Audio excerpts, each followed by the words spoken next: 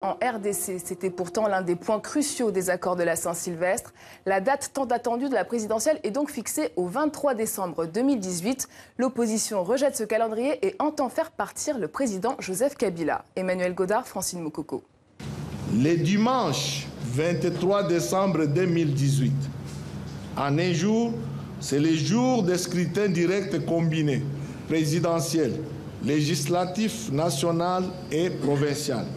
Une date comme un compromis entre ce qui avait été décidé lors des accords de la Saint-Sylvestre, des élections avant décembre 2017, et la dernière annonce de la CENI qui disait ne pas pouvoir être prête avant avril 2019. C'est le lieu d'inviter les uns et les autres à éviter, face au nouveau calendrier, des réactions et attitudes susceptibles de conduire à l'enlisement du processus électoral. La responsabilité de tous est donc engagée. Mais avec une telle date, le président Joseph Kabila se maintiendra au pouvoir jusqu'en janvier 2019, alors que son mandat a expiré le 20 décembre 2016. Inacceptable pour l'opposition. M. Nanga est au service de M. Joseph Kabila pour son maintien au pouvoir.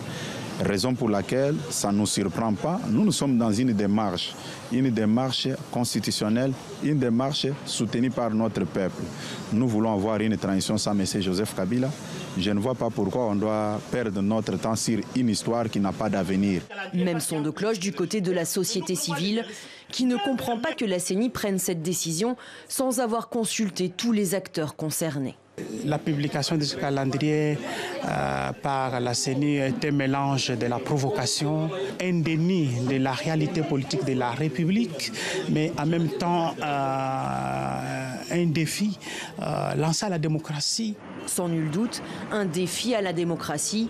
La République démocratique du Congo n'a pas connu d'alternance pacifique depuis son indépendance en juin 1960. La Lucha a d'ores et déjà appelé à la désobéissance civile et à des manifestations partout dans le pays. Bonsoir Olivier Kamitatou. Vous êtes le porte-parole de Moïse Katumbi, vice-président du G7, 7 partis unis pour s'opposer au président Joseph Kabila. Pourquoi vous rejetez le calendrier de la commission électorale ? Vous savez, après 30 de rendez-vous manqués, qui peut encore croire aux fausses promesses de Joseph Kabila et de Corneille Nangaa, de la CENI, qui en fait travaille sous sa dictée? Plus personne. Ce calendrier est un devoir bâclé d'un mauvais élève. Il ne respecte en rien ni la Constitution, ni l'accord global et inclusif signé à la Saint-Sylvestre, et encore moins la loi électorale. Donc nous rejetons catégoriquement ce calendrier, qui en fait, nous ne devrions même pas nous arrêter à cela.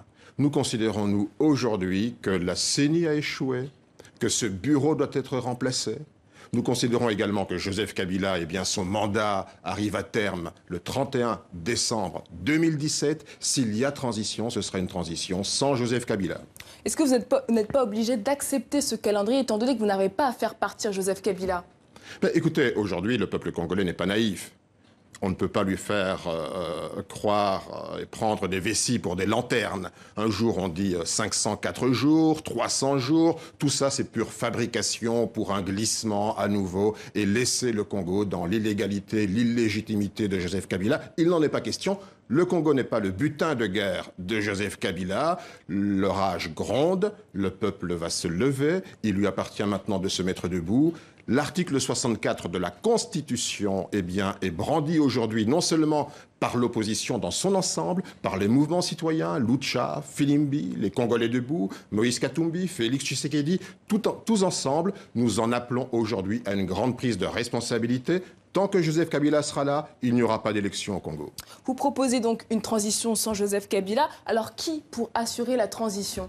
Écoutez, le peuple congolais a assez de maturité aujourd'hui. Ce n'est pas une question de personne aujourd'hui. Nous voulons simplement bien que le peuple retrouve la plénitude de son droit, de sa souveraineté. Nous arriverons autour des évêques de la CENCO à trouver une solution qui soit satisfaisante pour une transition la plus courte possible, arriver à des élections qui ramènent le Congo vers la voie du développement et de la démocratie. Mais est-ce qu'aujourd'hui, votre stratégie sans concession, on est en novembre? Dans 2 mois, ce sera la fin de l'année. Écoutez, chaque jour qui passe, c'est de la souffrance. c'est de la misère. Ce sont des viols, des crimes, des assassinats. Le peuple congolais n'est pas nous ne sommes pas des sous-hommes. Nous allons prendre nos responsabilités. Le peuple congolais a déjà réagi de manière très forte, à cette annonce qui est une provocation. Maintenant, nous allons aller crescendo. L'article 64 nous donne le devoir. Crescendo ? Ça veut dire que nous avons le devoir de faire échec à la dictature. C'est une dictature, elle est sanguinaire, elle est féroce. Nous allons prendre nos responsabilités, tous ensemble, dans l'unité, et nous allons nous lever. Concrètement, vous allez faire quoi? Concrètement, tout un plan d'action a été mis en place. Il part par des marches, par des actions progressives, à la fois qui sont laissées à la liberté de chacun des mouvements, et à la fois des grandes actions communes, parce que trop c'est trop, ça suffit, il y a une large exaspération. Et quand je dis que la colère monte réellement, non seulement à Kinshasa, mais dans l'ensemble du pays. Une dernière question, que se passera-t-il le 31 décembre à minuit?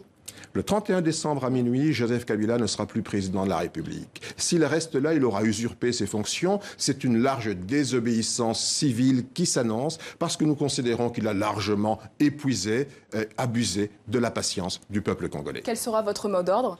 Notre mot d'ordre sera de ne plus reconnaître Joseph Kabila comme président de la République. Merci beaucoup Olivier Kamitatou d'être venu sur ce plateau. Je vous remercie.